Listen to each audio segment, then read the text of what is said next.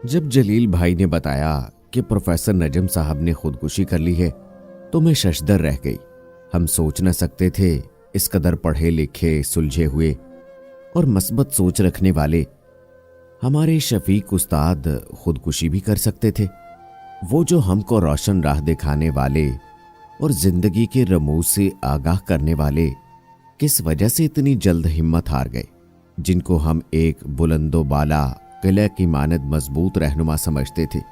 दुनिया अजायबात का घर है और अनहोनियों का निगार खाना। यहाँ जो ना हो कम है।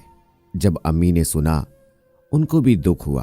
कहने लगी, इतना अरसा तुम लोगों ने उस मेहरबान प्रोफेसर से फैज पाया है, अगर मुमकिन हो तो हम उनके घर वालों के पास ताज़ियत के लिए जाना चाहिए। जलील भाई को इस कदर गम था कि वो खुद भी इस सानहे के बाद उनके घर की तरफ नहीं गए। हालांकि इस खबर को सुनकर वो इतने दुखी हुए कि कई रोज तक सिवाय चंद घूंट पानी कुछ खाया ना पिया और बीमार पड़ गए। अम्मा को ये नहीं मालूम था कि मेरे भाई का उनकी खुदकुशी से बराह रास्त ताल्लुक है और जलील की वजह से उनकी जान गई है, वरना मरहूम प्रोफेसर के घर जाने के लिए अम्मा इसरार न करती। किस्सा यूं था कि जिन दिनों हम एफएससी में पढ़ते थे, हम बहन भाई पढ़ाई में कमजोर थे। तभी प्रोफेसर साहब ने कहा था कि तुम दोनों कुछ दिन मेरे घर आकर मुझसे मदद लो, वरना एफएससी में अच्छे नंबर ना ला सकोगे। इम्तिहान नजदीक था। मैंने भाई पर दबाव डाला कि मुझे भी उनके घर ले चलो, हम पर्चों की तैयारी में उनसे मदद लिए लेते हैं। प्रोफेसर साहब अपने हर शागिर्द की तालीमी हालत से वाकिफ रहते थे और उनमें इनफरादी दिलचस्पी लिया करते थे।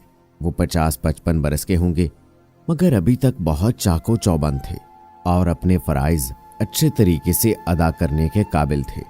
बहरहाल मैंने जलील को राजी किया कि चंद दिन तुम मुझे भी प्रोफेसर साहब के घर ले चलो, ताकि मैं कुछ मज़ामीन में मदद ले सकूं कि जिनमें प्रॉब्लम आ रहा है। बड़ी मुश्किल से भाई मुझे अपने साथ ले जाने पर राजी हुआ। हम उनके घर गए। उन्होंने शफकत से खुशामदीद कहा और कमरे में ला बिठाया। ये गालबन वो कमरा था जहां वो दीगर हम जैसे शागिर्दों को भी वक्तन फौक्तन ट्यूशन दिया करते थे। कमरे की तरतीब में चंद कुर्सियों, एक बड़ी मेज और किताबों की अलमारियों के सिवा कुछ ना था। उनका घर 2 मंजिला था। नीचे की मंजिल को मर्दान खाना कहना चाहिए, जहां हमारी तरह के तालिबे इल्म आकर इल्म की प्यास बुझाते थे। इस मंजिल में एक बैठक, एक हॉल कमरा और उनकी जाती लाइब्रेरी थी।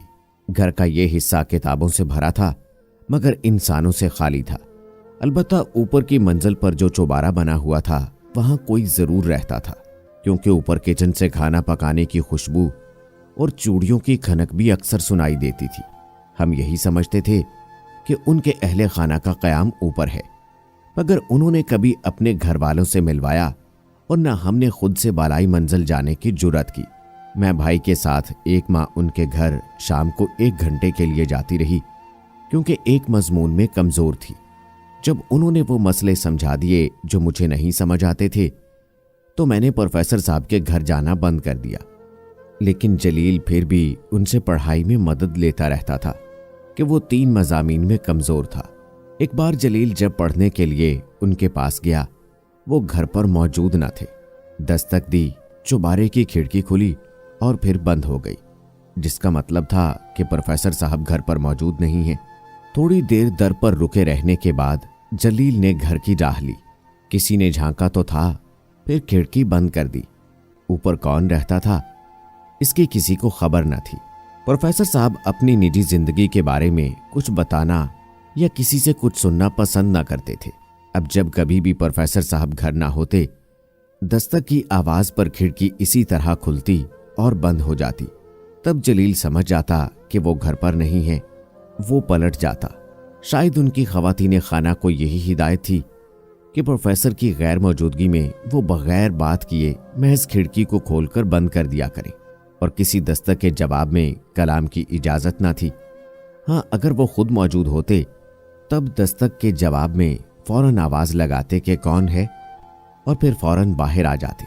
काफी दिन इम्तिहानात तक वक्फे वक्फे से जलील अपने उस्ताद के घर शाम को इसी तरह जाता रहा। इम्तिहान खत्म हो गए, तभी ईद आ गई। उन दिनों ईदैन पर ईद कार्ड्स और तोहफे अपने अजीज़ो अकारब और ख़ास अहबाब को दिए जाते थे। जलील ने भी ईद कार्ड और मिठाई का डब्बा लिया और ईद के रोज़ वो अकीदत के इजहार के तौर पर सर के घर चला गया। हस्बे मामूल दस्तक पर चौबारे से खिड़की खुली और बंद हो गई। जलील थोड़ी देर फिर भी रुका रहा। जब यकीन हो गया उस्ताद घर पर मौजूद नहीं है तो वापस जाने को मुड़ा। एक सफाई करने वाली मुलाजमा उधर को आती दिखाई दी। वो प्रोफेसर साहब के घर की जानिब जा रही थी। जलील ने उसको रोककर पूछा, क्या तुम इस घर का काम करती हो? बोली, हाँ, हफ्ते में 2 दिन निचली मंजिल में सफाई करती हूँ। मगर तुम क्यों पूछ रहे हो मियाँ? मैं प्रोफेसर साहब का शागिर्द हूँ। आज उनको ईद की मुबारकबाद देने आया था। दस्तक दी तो जवाब नहीं मिला। वो घर पर नहीं होंगे तभी जवाब नहीं मिला। ये कहकर वो चलने लगी।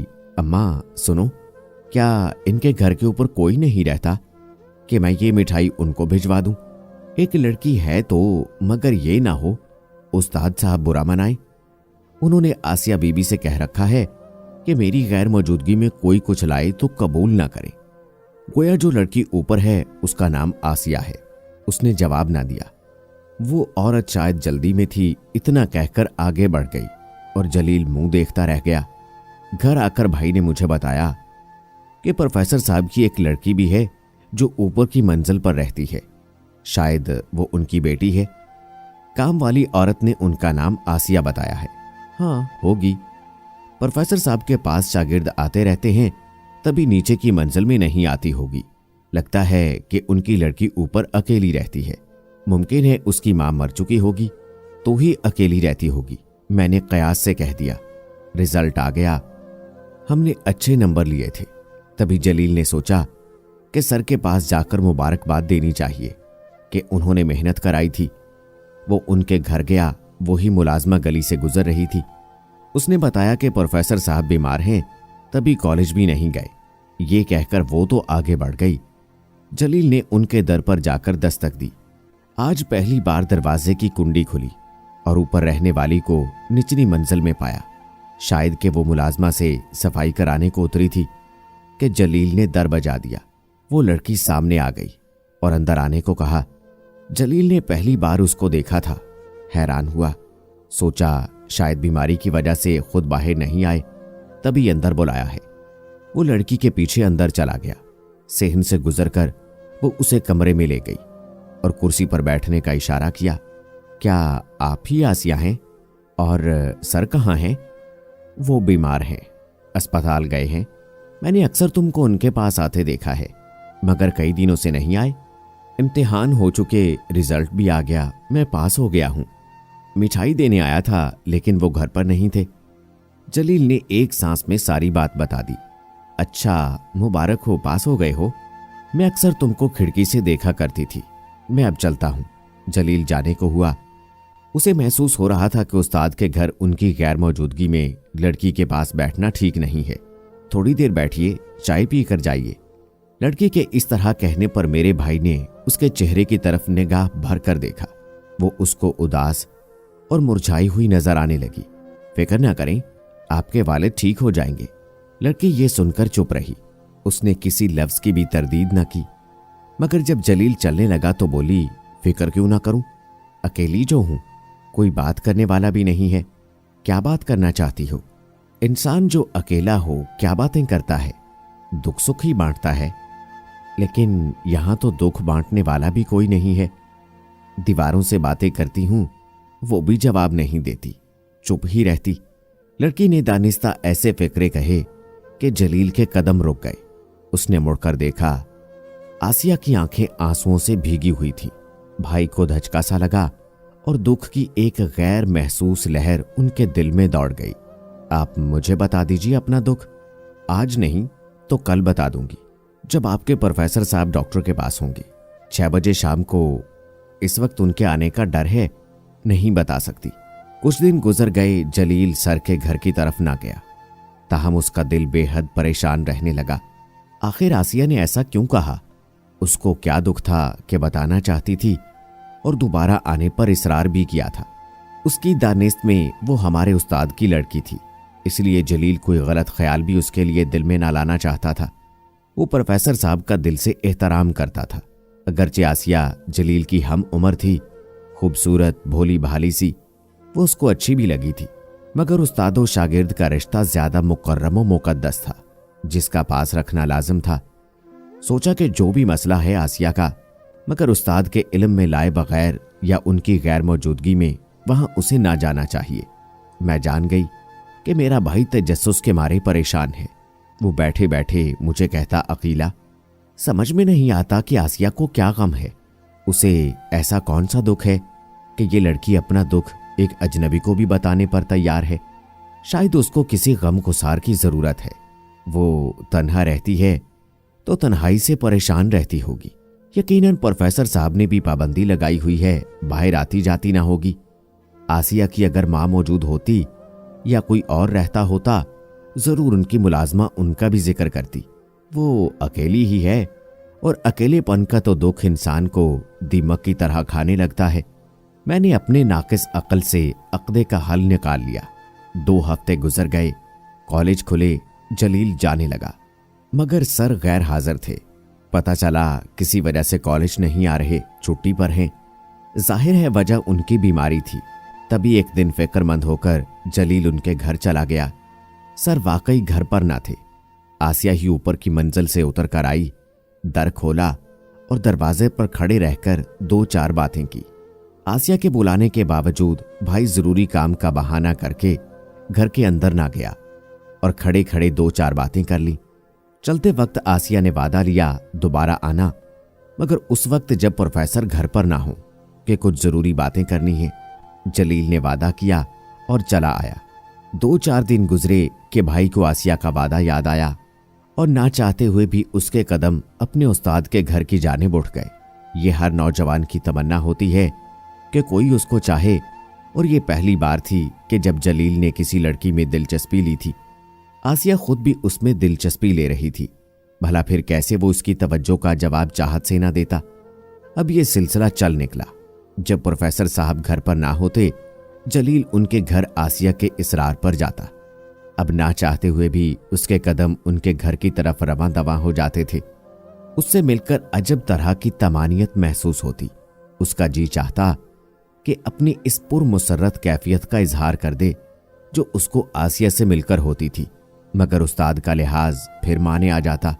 वो अपने ज़मीर से भी शर्मिंदा होना ना चाहता था और उस लड़की का दिल भी तोड़ना ना चाहता था। कई बार आसिया ने घर के अंदर बैठने को कहा, मगर उसने उसके साथ अकेले कमरे में भी बैठने से एतराज किया। उनकी बातें दरवाजे पर ही होती थी, ताहम उनकी बातों में लगावट का जज्बा जरूर पोशीदा था। आसिया बहुत ज्यादा बेकरार नजर आने लगी। वो शिद्दत से जलील का इंतजार करती, दोबारा आने का वादा लेती। ऐसे वक्त आने को कहती जब प्रोफेसर कॉलेज होते। साफ जाहिर था कि वो जलील की मोहब्बत में गिरफ्तार हो चुकी थी। ताहम मेरे भाई की एहतियात के बाइस दोनों किसी बुराई से दूर थे।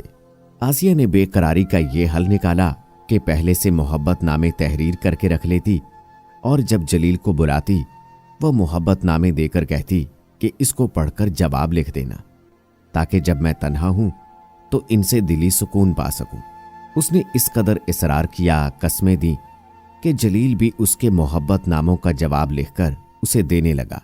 ये खतूत का तबादला भी दरवाजे पर ही होता और वो घर के अंदर कदम न रखता था। तभी आसिया को मुलाकात में तशनगी महसूस होती। वो कहती, जब तुम घर के अंदर आओगे तब मेरे बेचैन दिल को सुकून मिलेगा। ऐसी अधूरी मुलाकात से तो बेकरारी और भी बढ़ जाती है। आसिया की ऐसी हालत देखकर जलील का पत्थर दिल मोम की तरह पिघलने लगा। उसने मुझसे कहा कि आसिया मेरे बगैर नहीं रह सकती। तुम अम्मी से बात करो कि वो मेरी इसके साथ शादी कर दे और प्रोफेसर साहब से उनकी लड़की का रिश्ता मांग ले। ऐसा ना हो वो उसकी शादी कहीं और कर दे।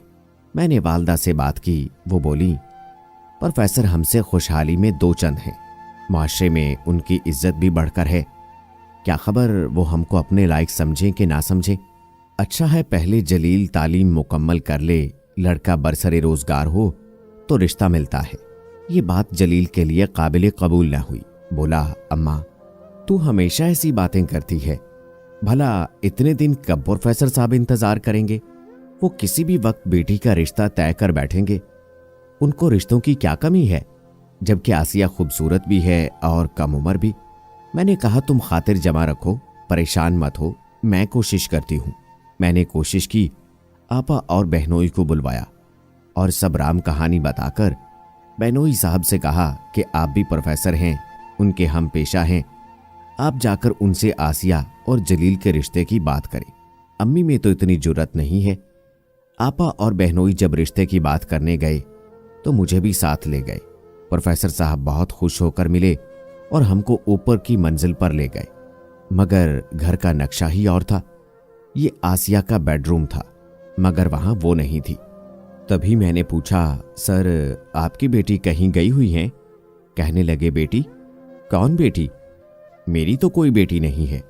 तो क्या आसिया आपकी भतीजी है? वो मेरी बीवी है और मैके गई हुई है। आप लोगों को ऊपर इस वजह से लाया हूं कि आप हमारे लिए चाय बनाएं, क्योंकि किचन ऊपर है। उन्होंने मेरी तरफ देखकर कहा। मैं उनकी बात सुनकर हैरान हो गई। सोचा, ऐ काश हम यहां ना आते। हमारे उस्ताद मोहतरम की बीवी और जलील भाई की उसके साथ मोहब्बत की पींगे। मेरा रंग जर्द पड़ गया। प्रोफेसर साहब ने मुझे गौर से देखा और बोले, बेटी क्या बात है, कोई परेशानी है तो बताओ। इस पर मेरे बहनोई ने कहा, प्रोफेसर साहब हमको गलत फहमी हुई है। हम तो जलील के लिए रिश्ते की बात करने आए थे। रिश्ते की बात करने? हाँ, क्योंकि उसको नहीं मालूम था कि आसिया बीबी आपकी बीवी है। उसने तो यही कहा था कि आसिया आपकी बेटी है। खुदा जाने ये बात बहनोई ने क्यों उनसे कह दी कि हम और खज्जल हो गए। उन्होंने कहा, ये उसने कैसे समझ लिया? खुद आसिया ने यही उसे बावर कराया है। बहनोई ने दूर अंदेशी से काम लेने की बजाय सीधे स्वभाव बात कह दी। जलील का आसिया से क्या ताल्लुक? मैं जलील को गोली मार दूंगा। ताल्लुक तो है, तभी हमको इसरार करके भेजा है। क्या सबूत है इस बात का? उनका चेहरा गुस्से से सुर्ख हो गया। पर्स से खतूत का पलंदा निकाला, जो मैं इस खतरे के तहत जलील की अलमारी से उठाकर साथ ले आई थी कि अगर ये बरहम हुए या इनकार किया तो उनकी साहबजादी के खतूत सामने रख दूंगी कि क्या अब भी आप मेरे भाई को मुजरम और कसूरवार समझेंगे, जबकि कसूरवार तो आसिया खुद है। मुझ नादान को क्या खबर कि मैं भाई की मोहब्बत में कैसा अहमकाना जज्बाती कदम उठाने चली हूं। मेरी नीयत तो हर हाल में आसिया का रिश्ता हासिल करने की थी। क्या खबर थी जिसको जलील उनकी बेटी समझता है, दरअसल वो उनकी दूसरी बीवी है कि अरसा हुआ पहली बीवी मर चुकी थी। खतूत देखकर सर का चेहरा सुर्ख हो गया और उनकी पेशानी से पसीना बहने लगा। मैंने खौफजदा होकर कहा, सर जलील नहीं जानता था कि आसिया आपकी बीवी है और ना ही आसिया ने यह गलतफहमी दूर की। बहनोई भी खज्जल हो गए। कहा, प्रोफेसर साहब माफी चाहते हैं, गलतफहमी हो गई थी। दरअसल आपकी बीवी ने भी अपना और आपका असल रिश्ता जाहिर नहीं किया। गलतफहमी का मसला नहीं है, उम्रों का फर्क है। ऐसी गलतफहमी हो जाती है, मगर इन खतूत में जो बातें लिखी हुई हैं इनसे साबित होता है कि मेरे होनेहार शागिर्द ने भी मेरी इज्जत में नकब लगाने में कोई कसर नहीं छोड़ी है। अफसोस, जिस लड़के को मैंने इतना जाफेशानी से कामयाबी से हमकनार कराया उसी ने मेरी इज्जत को खाक में मिलाया। बहनोई ने कहा, प्रोफेसर साहब उम्रों के फर्क की वजह से ये गलतफहमी मामूली बात है, आप हमें माफ कर दीजिए। अगर हकीकत का इल्म हो जाता तो हम क्यों यहां ऐसी बात कहने आते। वो इस कदर गमजदा थे कि सभी का जी चाहता था जमीन फट जाए और हम उसमें समा जाएं। बोले, ठीक है, आपकी बात मैंने मान ली। मेरी बीवी का ही कसूर ज्यादा है, गलतफहमी उसी ने पैदा की है। मेरे और अपने रिश्ते को जलील पर वाजे कर देती तो यह गलतफहमी जन्म ना लेती। असल मुजरम वही है, लेकिन एक शागिर्द को भी जेब नहीं देता जिस कुएं से फैज हासिल करे उसी को गंदा कर दे। बीवी हो के बेटी, अगर बीवी मर्द की इज्जत होती है तो क्या बेटी नहीं होती? अगर मेरी बेटी भी होती तो मेरी गैर मौजूदगी में उससे मुलाकातें दुरुस्त बात हरगिज नहीं थी। हम तो माजरत करके आ गए, मगर प्रोफेसर साहब की पुरसकून दुनिया में ऐसी आग सुलग गई कि उन्होंने ना सिर्फ आसिया को मैके भिजवा दिया, बल्कि कुछ दिनों बाद उसकी जुदाई का दुख ना सह सके तो खुदकुशी कर ली। शायद वो आसिया से बहुत मोहब्बत करते थे, ताहम किसी को उम्मीद न थी कि एक पढ़ा लिखा और उधेड़ उम्र शख्स इतना इंतहाई कदम उठा लेगा। सच है कि इंसान बज़ाहिर जिस कदर मजबूत नजर आता हो, बाज मामलात में वो गिरती दीवार जैसा होता है।